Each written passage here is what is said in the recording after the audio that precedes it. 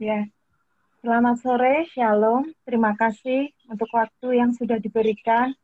Kami dari kelompok 5, kami atas nama Kakak Lemuel, Ibu Seti, Ibu Yuli, kami akan presentasi seni merayakan hidup yang sulit. Seni yang pertama, kebanyakan dari kita manusia, Kak Len, yang kedua, kebanyakan dari kita manusia selalu menyimpan masalah. Kita tidak ingin membagikan masalah kita. Karena kita mungkin orang timur, jadi ada budaya untuk tidak bisa membagi masalah kita ke sembarang orang. Yang pertama, masalah tidak untuk disimpan, tetapi untuk dibagikan. Alasan mengapa masalah itu dibagikan. Yang pertama, hidup penuh sukacita tanpa topik. Yang kedua, supaya kita bertumbuh lewat masalah. Yang ketiga, menjemuji masalah sama dengan menambah masalah. Yang keempat, pelayanan besar dari luka yang besar. Saya memiliki kesaksian tentang masalah tidak untuk disimpan, tetapi untuk dibagikan. Sebelumnya mungkin saya akan memberi sedikit informasi saya secara pribadi dengan suami saya, karena kasus ini hampir 2 kali kami mau bercerai. Latar belakang suami saya dari keluarga broken, ayahnya sudah berkali-kali mengkhianati mamanya dan menikah dengan beberapa wanita. Yang kedua, warna karakter suami saya merah. Yang ketiga, pohon keluarga dari generasi di atas suami saya, nenek dan ayah ibunya, semuanya mengalami perceraian.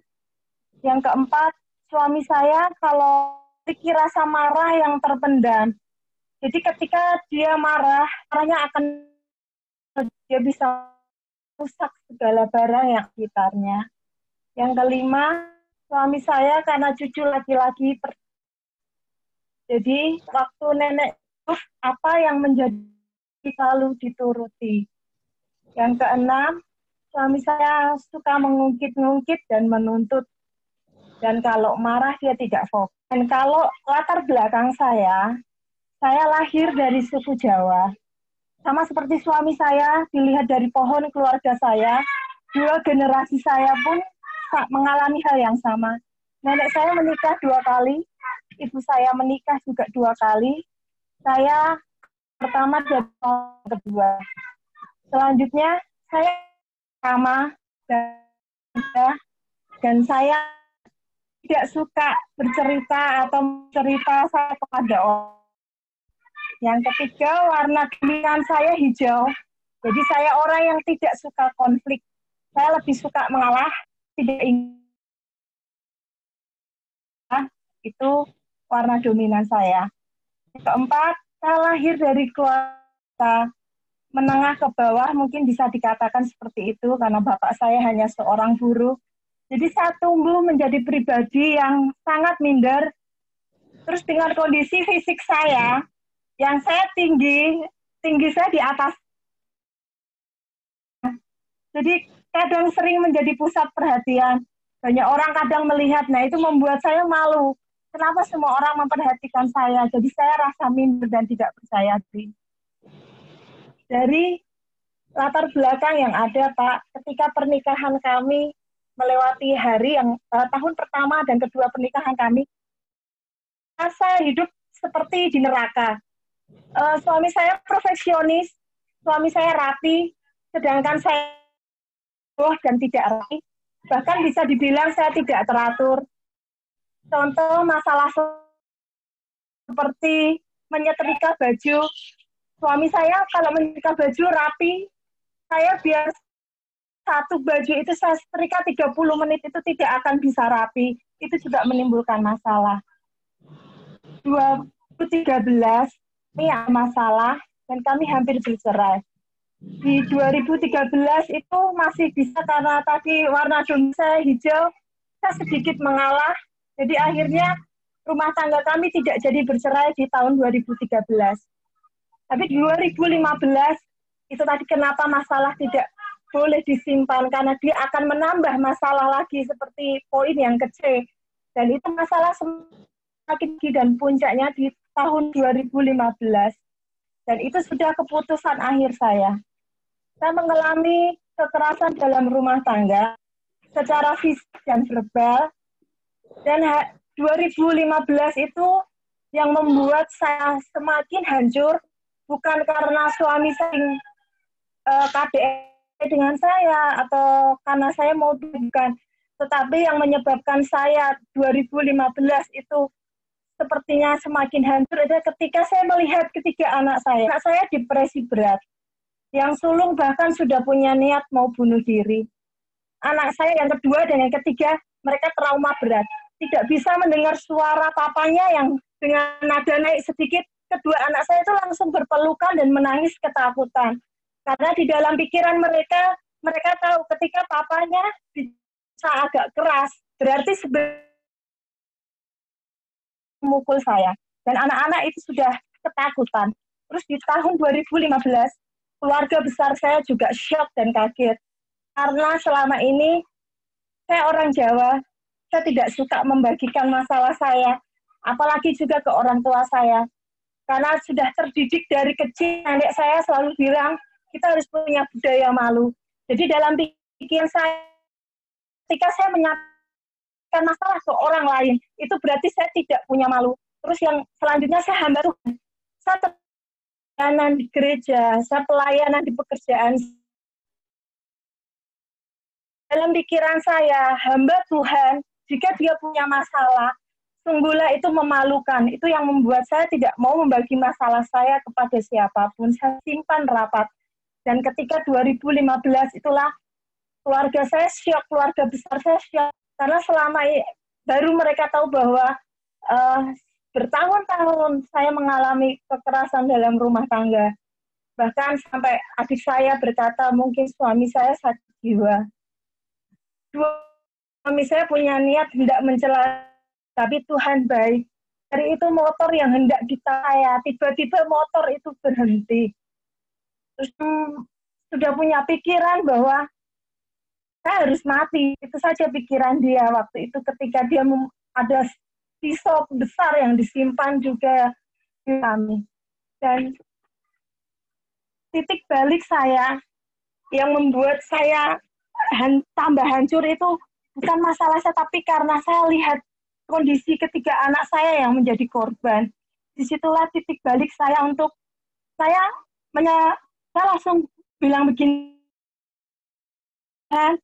sudah saya tidak bisa lihat anak-anak saya menderita. Saya tidak mau karena saya ego anak saya jadi korban. Saya berdoa.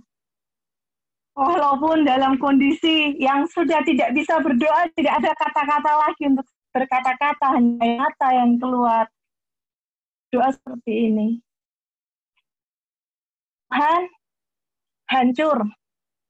Tuhan, hancur. Ini hancur, Tuhan. Namun Roh Kudus berbicara di dalam hati saya.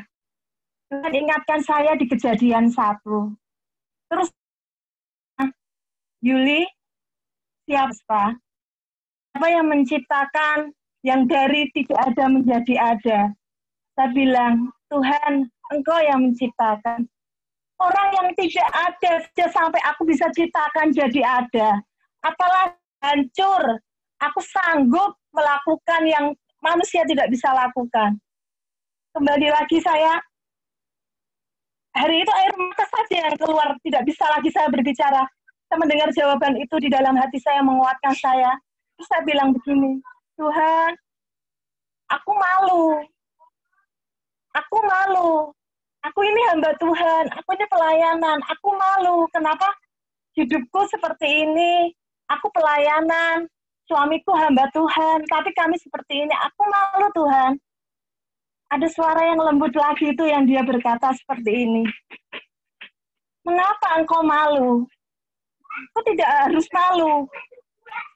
Mengapa engkau malu menyaksikan bahwa aku Tuhan yang sanggup mendandani hidup menjadi indah. Di situ saya memiliki kekuatan. Ya Tuhan, memang hanya Engkau yang sanggup mendandani hidupku Tuhan.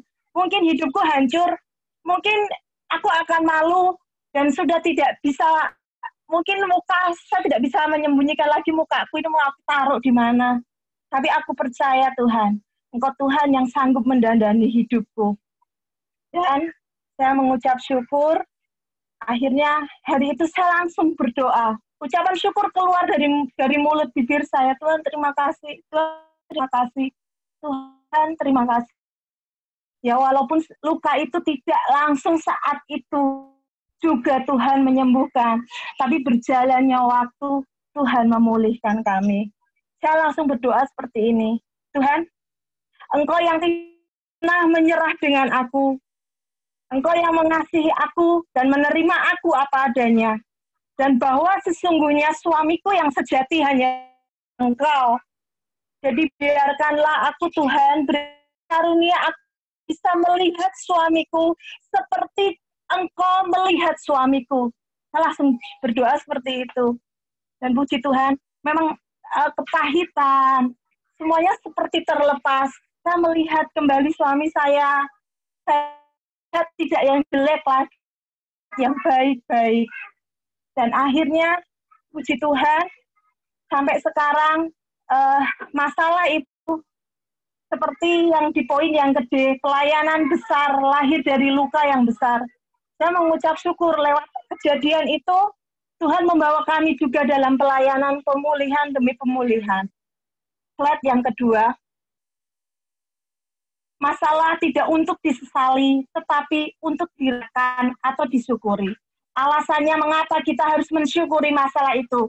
Yang pertama, Tuhan turut bekerja dalam segala hal untuk mendatangkan kebaikan. Mungkin waktu itu saya lihat itu adalah masalah yang tidak baik untuk saya. Tetapi itu baik karena Tuhan akan mengubahnya menjadi baik bagi orang-orang yang mengasihi Dia. Yang kedua, lewat masalah kita lebih bersandar kepada Tuhan. Selanjutnya, manfaat mengucap syukur. Dengan mengucap syukur, menyadari bahwa hidup adalah anugerah. Yang kedua, mengucap syukur adalah sikap hati kita yang rela menerima keadaan yang Tuhan mau pakai untuk membentuk dan mendewasakan kita. Yang ketiga, mengucap syukur akan menghasilkan pengampunan.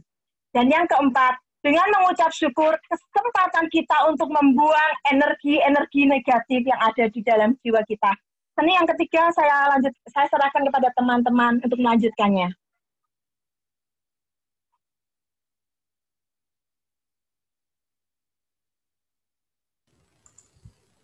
Kak Septi. Oke. Baik, saya akan melanjutkan dengan seni yang ketiga, yaitu seni merayakan hidup yang ketiga, yaitu masalah bukan